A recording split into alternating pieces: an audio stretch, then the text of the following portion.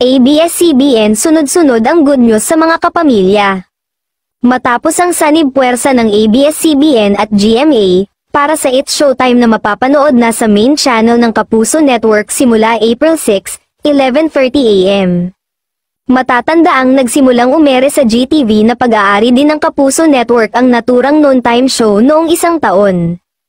Itong oportunidad na makasampa sa GMA, makapag-reach ng mas malaking audience, malaking blessing ito sa It's Showtime.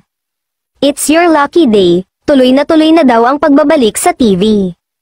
Bukod sa good news sa madlang people ng It's Showtime sa GTV at GMA Network, ay another good news ang hatid ng ABS-CBN sa madlang people.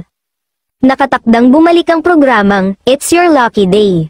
Sa usapin ng time slot, pinapangarap umano ng mga tao na mailagay ang programa nina Luis bago umere ang It's Showtime, para back-to-back ang pagkakaiba ng dalawang entertainment.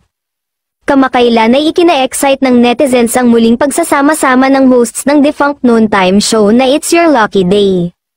Nag-post si Luis Manzano sa Instagram ng isang video kung saan makikitang kasama niya ang It's Your Lucky Day co-hosts habang sila'y nasa isang studio sa ABS-CBN.